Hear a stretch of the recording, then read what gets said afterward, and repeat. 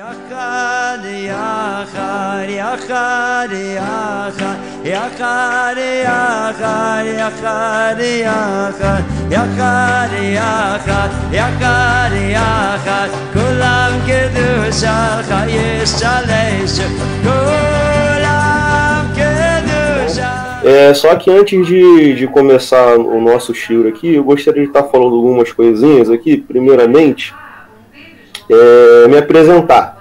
Para quem não me conhece, eu me chamo Renato, tenho 35 anos, sou casado e há 4 anos, Baruch Hashem, eu estou nesse caminho aí, seguindo o caminho como Benor, para honra e glória de Deus. E na semana retrasada recebi o convite do nosso amado e nosso irmão Rodrigo para estar dando essa aula introdutória sobre as 7 leis de Noah. E com muito orgulho, com muito prazer, eu me coloquei à disposição, apesar de nunca ter dado uma aula antes, mas para tudo tem um começo, né? E se a gente quiser evoluir, crescer como ser humano, nós temos que nos colocar à prova.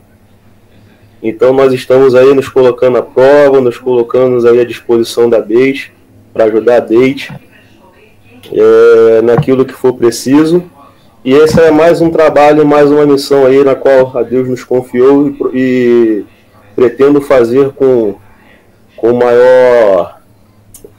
fugiu agora a palavra da minha mente, mas pretendo dar o meu melhor para a honra e glória de Hashem, e espero que vocês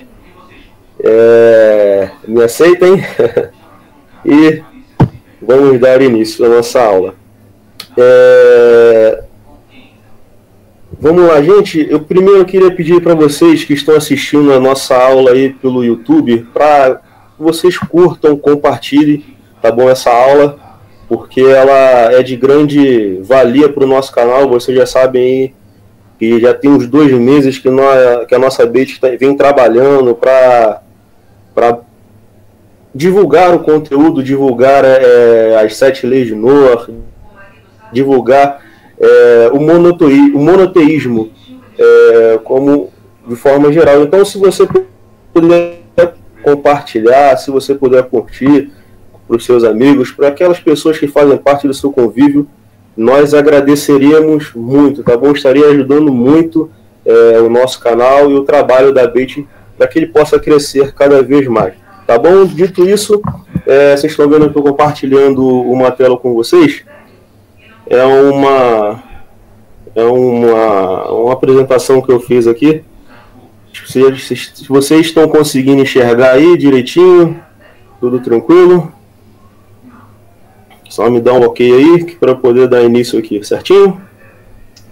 Então, beleza. As 7 leis de Noah, as 7 leis e suas ramificações. Essa é uma introdução. Então, sobre essa aula, o que vai ser sobre essa aula? Então, vai ser um passo a passo, tá bom? Um guia para quem é não judeu, para o não judeu, ou para aqueles que decidiram abraçar o judaísmo como um estilo de vida, que reconhecem, né, Hashem como o único Deus, o Deus de Abraham, o Deus de Isaac, o Deus de Jacob. Vocês vão me ver falando muito aqui está no início, né, na caminhada como Benor. Hashem nada mais significa que é uma palavra hebraica que significa o nome, porque o povo judeu, nós também que somos monoteístas, temos muita reverência, até mesmo para falar os nomes de Deus. Então procuramos dizer somente em momentos especiais ou em rezas, né, até mesmo para não cair na falha, no erro de blasfemar o nome de Deus, que também é um dos mandamentos, dos 7 mandamentos de Noah. Então, sobre essa aula, isso é um passo a passo, tá bom? Você aqui vai ter uma introdução do que são essas leis. Graças a Deus eu consegui aqui bastante coisa, umas fontes aí bastante legais aí, que eu creio que vai ser de grande valia para cada um de vocês. Tá bom? Então, vamos lá. Como é que a gente podemos saber que as 7 leis foi dada por Deus? Como é que nós podemos validar? Como podemos saber que as 7 leis elas são detidas pelo povo judeu, né? Deus deu através do profeta Moshe no Monte Sinai. Como é que nós podemos validar essas sete leis? Bom, a gente sabemos que o judaísmo ela é uma religião, a única religião que teve origem diretamente de Deus. Enquanto que a maioria das outras religiões, eles começaram através de alguns pseudos profetas, cada um com uma afirmação, alguma crença. Só que o judaísmo é diferente. Ele foi uma única religião, uma única fé, onde teve uma revelação em massa, onde Deus se mostrou para o seu povo e onde ele se revelou, onde o povo pôde ver e ouvir a voz de Hashem. E por incrível que pareça, se a gente vê algumas outras religiões, a gente vê que todas elas começaram através de uma revelação de um anjo que apareceu para fulano de tal, e assim ele revelou algo, ou deu algum livro sagrado para essa pessoa, e a partir daí iniciou-se tal religião. E diferentemente foi com o judaísmo, porque o judaísmo teve o início, esse grande evento teve início no Monte Sinai, e teve mais ou menos uma participação entre 3 a 6 milhões de pessoas. Ou seja, Deus não apareceu podemos assim dizer, somente para uma pessoa, revelando algo sagrado para uma pessoa. Não, ele teve uma revelação em massa, ele se revelou em massa, onde mais de 3 a 6 milhões de pessoas eles puderam ver e ouvir a voz de Deus. Eles puderam ouvir o próprio Deus dizer para eles que eu sou eterno, teu Deus, que te tirei da terra do Egito. Não terás outros deuses diante de mim. Esse fato, ele é aceito até mesmo nas duas maiores religiões que nós temos hoje em dia, que é o cristianismo e o islamismo. Nenhum deles contestam essa veracidade, de que Deus ele apareceu em massa e apareceu e se revelou para o povo judeu. Agora aqui entra uma consideração muito importante. Na Torá a gente encontra várias vezes a expressão de pacto eterno, como é que se diz? Estatuto perpétuo, algo que expressa a ideia de que o pacto que Deus fez com o povo judeu, ele é um pacto eterno, que ele é um pacto imutável.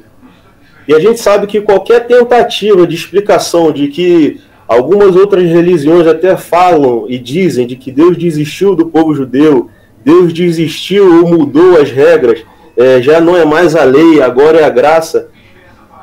Para isso acontecer, no mínimo, nós deveríamos ter também uma nova manifestação coletiva de Deus. Ou seja, precisaria ter uma anuência diretamente de Deus no plano físico, dizendo que ele anulou a sua testemunha, anulou o seu pacto que ele fez diretamente com o povo de sua aliança. Pacto este que ele fez inicialmente com Abraham, o patriarca de Israel, né? O Abraão. Então a gente sabe que no momento da entrega, no momento da outorga da Torá, Deus ele firmou esse pacto com o seu povo. E agora aqui fica uma pergunta. Se Deus fez um pacto eterno com o povo judeu, aonde é que nós, os outros povos, as outras nações, entramos nesse contexto? Aonde é que nós entramos no contexto que, já que Deus deu a Torá para o povo judeu, e nós, as outras nações? E nós, os descendentes de Noé? Já que Bnei Noach, para quem ainda não sabe, Bnei Noach significa filhos de Noé. Ben Noach, ou filho de Noé, para quem é homem, Bat Noach, filha de Noé para quem é mulher. E nós, aonde entramos nisso? Aonde fica o contexto? Aonde nós encaixamos no contexto da criação? Nós encaixamos no conceito das 7 leis de Noach. As 7 leis de Noach, ele é um preceito básico. Eles são preceitos fundamentais para nós que não somos judeus e que passamos a enxergar Hashem como o único Deus. que decidimos abraçar o judaísmo como um estilo de vida. Esses preceitos são preceitos que nos guiam a termos uma conexão com Deus, uma conexão com o Eterno, fazendo assim nós estarmos mais próximos dele, mais próximos a ele, e também temos ciências de que se toda a humanidade tivesse, como é que eu posso assim dizer, se toda a humanidade tivesse começassem a seguir as 7 leis de Noah, ou incorporasse isso através de suas vidas, nós veríamos um mundo totalmente diferente do que nós vemos ele agora, tá bom? Antes de darmos continuidade, eu acabei esquecendo aqui, eu queria dedicar o shiur dessa aula aqui, tá? O mérito dessa aula para a elevação da alma do nosso papai, do nosso amigo Rodrigo, do nosso irmão Rodrigo, o Aparecido Ben Sebastiana, Aparecido, filho de Sebastiana, tá bom? Que infelizmente nos deixou aí essa semana. E queria deixar também aqui uma palavra para o nosso irmão Rodrigo, tá bom, Rodrigo? Infelizmente a gente sabe que você ficou órfão de um pai terreno, mas saiba que você tem um pai celestial que cuida de você, tá bom? E que a Shem ele possa estar confortando o seu coração e o coração dos seus familiares, tá bom? Eu havia esquecido aqui inicialmente, até agora Baruch Hashem eu consegui lembrar, mas que o mérito dessa aula possa ser, tá bom, para a elevação da alma do seu papai, e que a Shem continue confortando o coração de vocês, tá bom? Então, dando aqui continuidade, quais são essas leis? Quais são essas 7 leis universais que foram dadas por Deus no Monte Sinai? Também, que são as 7 leis de Noah, né, que foi outorgada a Deus através do profeta Moshe. Essas 7 leis são as seguintes. Primeiro, crer em Deus e não cometer idolatria, não assassinar, não roubar, não cometer relacionamento sexual ilícito, criar tribunais de justiça e não ser cruel com os animais. Tá bom? Essas leis ela também possuem algumas ramificações. Só que essas ramificações nós vamos estar estudando elas um pouco mais à frente, tá? Eu só queria trazer aqui o conceito básico, o conceito inicial, para nós termos uma ideia aqui de quais leis são essas. Tá bom? Então essas leis, elas são uma herança sagrada, que foi dada a Deus, primeiramente a Adão, depois foi dada também, passada para Noé, tá bom? E é uma lei sagrada. E no judaísmo elas são consideradas como princípios de base e de fé, de ética e moral universais, que devem ser difundidos para toda a humanidade para garantir a existência pacífica e justa entre as nações. Apesar de existirem inúmeros preceitos divinos, 7 deles ultrapassam as fronteiras da fé judaica e foram ordenados por Deus para toda a humanidade. No judaísmo, acredita-se que quando todas as nações do mundo seguirem esses 7 preceitos básicos, nós iremos garantir um mundo ideal para viver, um mundo onde todos trabalhem, onde todos possam viver em harmonia. Agora, por que as 7 leis de Noah são especialmente importantes para o dia de hoje? Por que elas devem ser difundidas? Hoje nós estamos vivendo uma beira de uma nova era para a humanidade. A gente pode ver os acontecimentos que estão acontecendo com os nossos irmãos Israel, profecias sendo cumpridas, uma profecia que já é de praxe, que o povo iria se reunir e iria retornar para a sua terra. Nós hoje podemos contemplar essa profecia sendo cumprida, onde hoje há um Estado de Israel. Passaram ao longo dos anos, né? E hoje em dia, nesses últimos tempos, as 7 leis de Noah passou a ser difundida por um grande tzadik, por esse grande homem de bendita memória, o nosso rabino, o rabino da Chabad, o senhor Reb de Lubavitch, o senhor Menachem Mendel Schneerson. Menachem Mendel Schneerson. É um grande tzadik que viveu na nossa geração. Ele nasceu na Ucrânia, como a gente pode ver aqui nessa apresentação. Nasceu na Ucrânia no dia 11 de Nissan, no dia 18 de abril de 1902. E teve seu falecimento no dia 3 de Tammuz, que é no dia 12 de junho de 1994. Foi o filho de um grande tzadik, o rabino Levi Yitzhak, e de uma grande mulher chamada Hannah Schneerson. Ele tinha uma grande característica, esse grande tzadik, que todos os dias de domingo ele costumava distribuir notas de $1 para as multidões que iriam visitá-lo, ouvir os seus sermões, iriam buscar as suas palavras de sabedoria. Ele costumava dar essas notas de $1 para cada uma dessas pessoas que procuravam, para poder elas fazerem caridade para alguma instituição ou para alguém de sua escolha. E esse Rebbe ele foi tão influente, que a data do seu nascimento pelo presidente Ronald Reagan foi outorgado, que o dia do seu nascimento foi transformado pelo presidente como Dia Nacional da Educação, pela grande influência desse tzadik. Muitos também tinham ele como profeta, porque eu lembro de uma história na qual, se não me falha a memória, na Guerra do Golfo, onde estava tendo a guerra, o Iraque estava atacando o Golfo Pérsico lá, e estava ameaçando também o povo de Israel, essa guerra chegar ao povo, e ele dizia que para eles não se preocuparem, que Israel era o lugar mais seguro do mundo, que quem pudesse, tivesse o privilégio de ir para a terra de Israel, que devesse ir para a terra de Israel, porque era um lugar seguro, e que nada aconteceria com essas pessoas, com o povo que estava lá cumprindo a mitzvah de estar na terra de Israel. Eu lembro também de um fato, de que milhares de bombas foram lançadas em direção a Israel, e bombas poderosíssimas.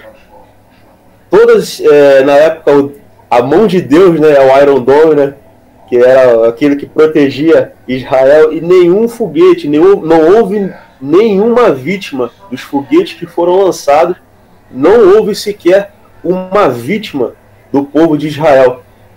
Nem sequer uma pessoa ficou ferida. E uma dessas bombas caiu numa base norte-americana, e algumas centenas de militares americanos, infelizmente, tiveram suas vidas ceifadas. Então o Rebbe de Lubavitch, ele foi considerado também um grande profeta por muitos. Agora, quem são os autores das 7 leis? Quem são os autores? Da onde saiu as 7 leis? Veio da cabeça de quem? Nós sabemos que as 7 leis ele foi dada por Deus, primeiramente para Adão e depois para Noé. E nós, como vimos anteriormente, nós vimos que a conexão do povo judeu ele não é uma exclusividade dele, somente dele. O judeu ele tem uma conexão com Deus, porém Deus ele é o pai também de toda a humanidade. As 7 leis são as bases e os fundamentos primários que dá a todo e qualquer ser humano a possibilidade de se conectar com Deus. E a maioria das 7 mitzvot dadas a Noé, basicamente são só proibições daquilo que não se pode fazer e que vai construir essa base de conexão inicial com Deus. Adão foi o primeiro homem que foi comandado, que recebeu as 7 mitzvot, sobre os seguintes temas: idolatria, não insultar a Deus, assassinato, relações sexuais proibidas, roubo e a criação de um sistema judiciário. Está aí a fonte para quem quiser, do Rambam, da Halachot Malachim, capítulo 1, versículo 1. Na verdade, inicialmente, Adão ele recebeu 6 mitzvot, e só no momento de Noé recebemos a 7ª lei. Vamos ler isso depois do dilúvio, depois que Noé ele sai da arca, e que é feito uma aliança com Deus. Também está aí mais uma fonte no Rambam, capítulo 1, do versículo 1 ao 3, que diz o seguinte: mesmo que todas essas mitzvot são tradição, entregue em nossas mãos por Moshe Rabbeinu, na Moshe, e a racionalidade tende a aceitá-las, uma análise da Torá também revela que essas mitzvot foi comandado, ou seja, foi adicionada a proibição de comer a parte de um animal enquanto este estava vivo, como é dito. No entanto, carne com sua alma e seu sangue não comam. Eu busquei também aqui algumas fontes na Torá, eu trouxe aqui para vocês, no livro de Bereshit, onde Deus fala a mesma coisa que nós acabamos de ler. Bereshit, capítulo 9, versículo do 3 ao 5. Se você tiver um Tanar, quiser abrir aí para poder acompanhar, fique à vontade. Tudo que se move vos servirá de alimento, como toda verdura e erva que já vos dei.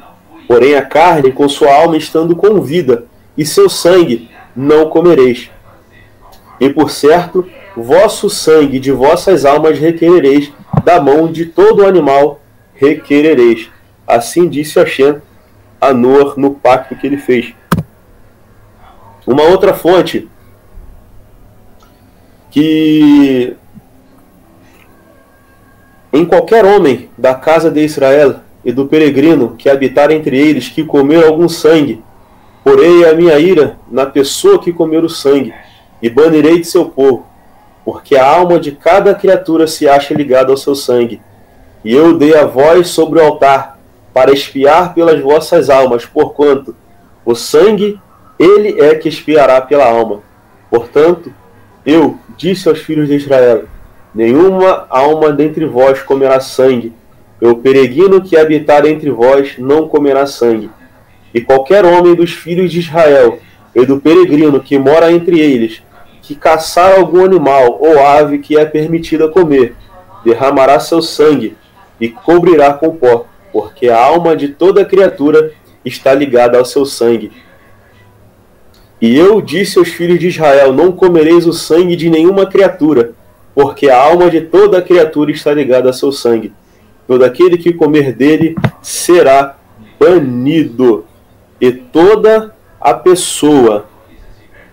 pessoa natural ou peregrino que comer animais que morrem por si, ou dilacerados por outros animais, lavará suas vestes e banhar-se-á em água, e será impuro até a tarde e se purificará.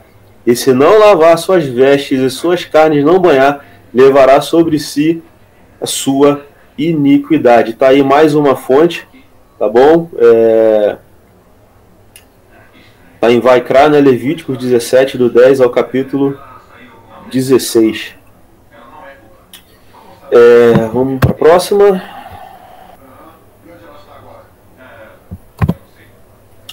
Mais uma fonte, Deuteronômio 12, 23 e 24. Somente esforça-te em não comeres o sangue, porque o sangue é a alma, e não comerás enquanto a alma está junto à carne. Não comerás sobre a terra, ou derramarás como água. Tá aí as fontes.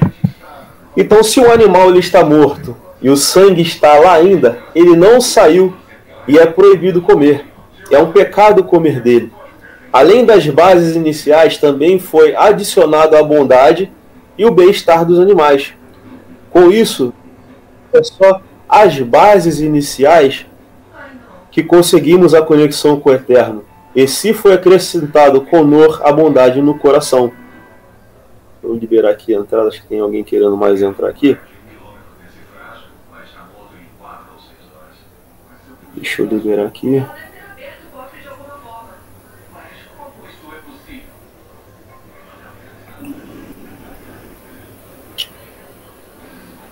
Inclusive com os nossos animais, se eles possuem sentimentos, se eles possuem dor, Deus espera de nós que tenhamos piedade e que reconheçamos que queremos fazer o bem ao próximo. O dilúvio veio porque os homens brigavam, roubavam, porque o bem do próximo não fazia parte. E as 7 mitzvot são a base para a conexão com Deus, inclusive a bondade com o próximo e com os animais. Não estar preocupados com o bem do próximo e só com o nosso bem-estar é egoísmo. Eu lembro também de um amigo com que eu trabalhei. Ele era nordestino e ele disse que tinha alguns costumes, um costume que eles costumavam fazer, de que quando eles faziam a castração do animal, eles pegavam as partes do animal, né, e misturavam com os alimentos, preparavam e se alimentavam. Isso, se nós vermos de acordo com as 7 leis, até fere essa transgressão de não ser cruel com os animais, né? Porque como é que a gente pode se alimentar de uma parte dele estando ele em vida? Então fere um dos preceitos. Como eles tinham esse costume, veio logo à mente, caramba, é um preceito que está sendo ferido. Mas um Benor, um não-judeu que aceitou as 7 mitzvot dos filhos de Nor, que quis cumprir uma mitzvah dentre as outras mitzvot da Torá, não está impedido de cumpri-la completamente. Se trouxe um sacrifício de holocausto, aceitamos dele. Se deu caridade, aceitamos dele também. Como sabemos, as culturas e povos são diferentes, e cada povo, aos olhos de Deus, tem o seu valor. E eles podem adicionar 7 mitzvot como algo pessoal e espontâneo. E depois disso eles podem acrescentar algumas coisas especiais, como rezar, meditar, focar os seus pensamentos em Deus e etc. A Torá entende que não estamos obrigados a largar quem somos para entrar na forma específica que o povo judeu faz, porque o Deus, ele é o Deus de todas as nações. No livro do Êxodo mostra que no Monte Sinai o povo judeu fez uma aliança sacerdotal com Hashem, tendo o papel de ensinar os povos e as nações como se conectar a Deus. O povo judeu são os professores, são um canal de contato que nos ensinam e nos ajudam a nos conectarmos a Hashem, igual aos sacerdotes ajudam a qualquer pessoa a se conectar ao seu Deus. No próprio povo judeu existe uma diferença entre os sacerdotes, que são os coanins, e os judeus normais. Os sacerdotes judeus possuem mitzvot, com mandamentos a mais que o povo. Por exemplo, todo povo ele deve cumprir o Shabat. Isto é para todo o povo e também para os sacerdotes. Os sacerdotes eles devem guardar a pureza e estão proibidos de entrar no cemitério, devem tomar cuidado com purezas e impurezas a todo momento. Não podem casar com qualquer pessoa e somente com mulheres que nunca se divorciaram. São obrigações extras, pois se os sacerdotes representam a Deus para o resto do povo, então devem possuir mais obrigações, devem estar em um nível de obrigações mais altos e por isso estão aqui obrigados a ensinar a lei para todo o povo, passear pelo povo e ensinar as mitzvot. Isso não quer dizer que eles são diferentes e superiores. Eles são um contato que facilitam o contato entre nós e Hashem, o Deus Todo-Poderoso. Rabi Meir, que foi um grande tzadik também, ele diz: de onde aprendemos que inclusive o não-judeu que se ocupa da Torá, ele é considerado como o sumo sacerdote no templo de Jerusalém. Está escrito que guardem as minhas leis e os meus estatutos, os quais que fará o homem e viverá nelas. Levítico 18:5. Sacerdotes israelitas não foi dito, senão que homem. Se refere às 7 leis de Noé. Está escrito aí na fonte, no Tratado de Sanhedrin, 59a, no Talmud Bávila, Talmud da Babilônia. Abraão, no início, ele cumpria as 7 mitzvot de Noé. Ele era considerado um Benor. Porém, logo após, com seus 99 anos, Deus adiciona mais uma 8ª mitzvah, que é a circuncisão. São 7 leis de Noé e não 8, porque os filhos de Noé que saíram dos demais povos se dividiram. Ou seja, a circuncisão foi um pacto que foi feito somente entre Deus e Abraão. Então nós, os Bnei Noach, não temos essa obrigação de fazermos essa circuncisão, tá bom? Somente a nós é obrigado a guardar e cumprir as 7 mitzvot de Noar. Nós sabemos que elas existem porque Deus entregou outra vez as 7 leis a Moshe dele no Monte Sinai, e a ele a transmitiu ao povo por tradição. E está no Talmud que todos os povos são obrigados a ela. Deus ele deu 613 mandamentos, 613 mitzvot ao povo judeu para manter o pacto que ele fez com o patriarca Abraão. E fez do povo judeu uma nação de sacerdotes. Agora, se um Ben-Noach, se ele já estiver cumprindo todas as 7 mitzvot, e ele se sentir à vontade, ele pode pegar emprestado alguns desses preceitos, desses mandamentos, que são dos 613 mandamentos do povo judeu, né? E acrescentar as suas 7 mitzvot. Deus ele deu a Torá a todo o povo de Israel. E ele deu ao povo de Israel no deserto, e não depois de passar o Jordão dentro da terra de Israel. O que seria mais lógico, né? Seria muito mais lógico. Ué, por que Deus ele não deu as 7 leis de Noar, a Torá, dentro da terra de Eretz Israel, e sim fora dela, e sim no deserto? Porque nos explica o Midrash que Deus queria que toda a humanidade soubesse que a Torá pertence a todos, e não somente ao povo judeu. O deserto, ele é terra de ninguém. Também me lembro de uma passagem na qual diz que antes de Deus ele dar a Torá ao povo judeu, ele passou a cada uma das 70 nações, oferecendo a Torá e os seus preceitos. E as nações negaram seguir os preceitos da Torá, e os únicos povos que aceitaram o cumprimento e ser guardião da Torá foi o povo judeu. Por isso que hoje o povo judeu ele é considerado o guardião da Torá. Nada mais como guardião da Torá. Eles detêm um conhecimento, e a eles cabem a missão de passar esse conhecimento aos demais de seus povos e a nós que somos Bnei Noach, que pertencemos às outras nações. Agora a Torá ela está aberta a todos.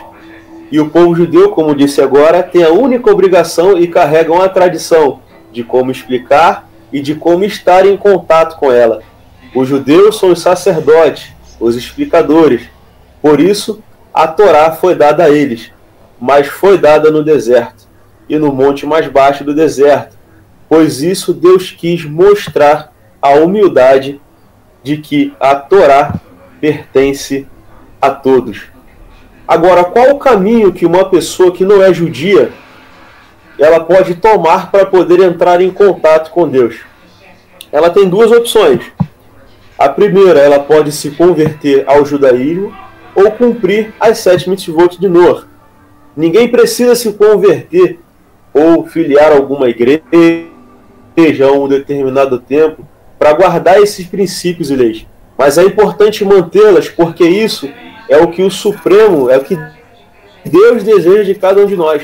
E não é apenas porque são leis positivas, essenciais e sábias. Qualquer pessoa que cumpre essas regras básicas, por esse motivo, independentemente de raça, nacionalidade ou cultura, é considerada uma pessoa justa, é abençoada por cumprir a vontade do Criador, ou seja, é considerada uma justa entre as nações. Então, meus amigos, meus amados irmãos e irmãs, a gente encerra por aqui essa aula, tá bom? Se vocês quiserem deixar alguma coisa, fazer alguma colocação, tá bom?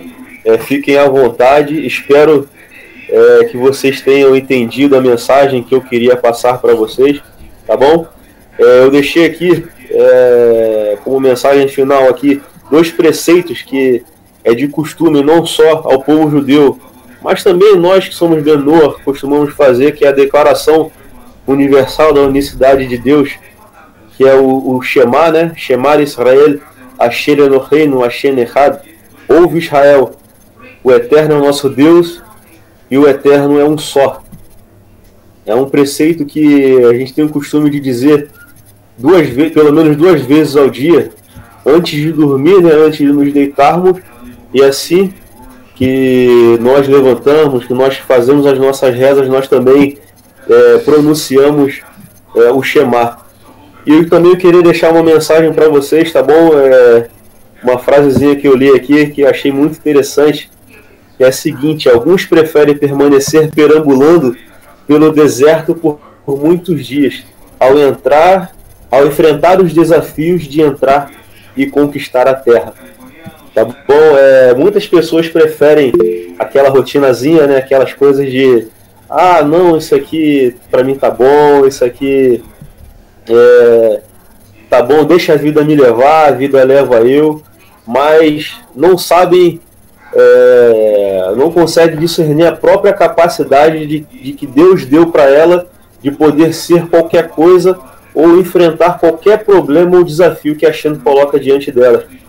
Então eu coloquei aqui essa frasezinha aqui que eu achei interessante, para que todos vocês continuem enfrentando os testes, aquilo que Deus coloca na sua frente, porque tudo isso é uma evolução para que lá na frente você possa entrar na sua terra prometida e usufruir daquilo que a Shem tem para você e na sua vida. Tá bom, meus amigos? Eu declaro aqui encerrada as minhas palavras.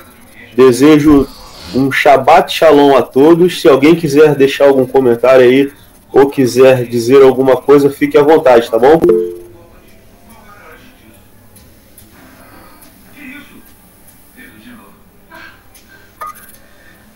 Alguém quer dizer alguma coisa? Alguém tem alguma dúvida? Quer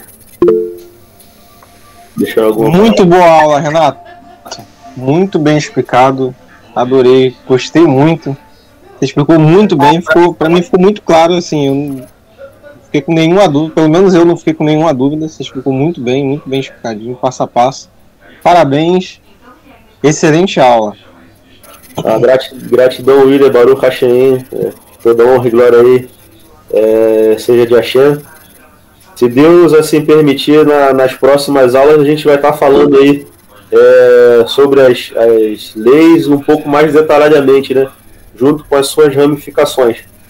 Tá bom? E se Hashem assim permitir, nas próximas aulas aí, nós vamos estar entrando um pouquinho mais profundo aí no detalhamento das leis, tá bom? E como presente aí para vocês, eu vou estar postando lá no grupo lá esse PDF aí com as fontes e até mesmo as 7 leis lá, as ramificações, tá bom? Para que vocês possam ter aí as fontes, tudo direitinho, para que vocês introduzam nos estudos diários de vocês aí, tá bom? As 7 leis de Noah. Tá bom, meus amigos? Mais alguém aí? Excelente, Renato. Excelente. Eu ia até te pedir isso, sabe? Mas você já vai fazer aí, Baruch Hashem. Que o Criador continue te abençoando aí, te dando esse direcionamento. Foi muito boa. A aula de estreia aí foi muito boa. Parabéns. Tá, gratidão, Samanta. Baruch Hashem. Pela glória a Deus. Então é isso, meus amigos. Se ninguém tem mais nenhuma colocação, eu desejo a todos um Shabbat Shalom. Lembrando que amanhã nós vamos ter a nossa confraternização lá de Shavuot. Tá bom? O endereço lá tá direitinho lá no grupo. Vai estar sendo ainda frisado lá no grupo, tá bom? Com mais detalhes aí. Então lembrando que amanhã vamos ter a nossa confraternização de Shavuot, tá bom, meus queridos? Então desde já a todos aí um Shabbat Shalom, que a Hashem abençoe a vida de cada um, tá bom? Que é eterno abençoe a vida de cada um e gratidão mesmo, tá? Gratidão de coração aí por vocês que puderam estar aqui prestigiando aqui, nos dando uma força aí nessa nossa introdução às 7 leis de Noah, tá bom, meus amigos? Que a Hashem abençoe a todos aí, um Shabbat Shalom. Shabbat Shalom a todos. Shabbat Shalom. Shabbat Shalom. Boa noite a todos aí. Obrigado, Renato. Shabbat Shalom. יחד, יחד, יחד, יחד, יחד, יחד, יחד, יחד, יחד, יחד, כולם קדושה לך ישתלשו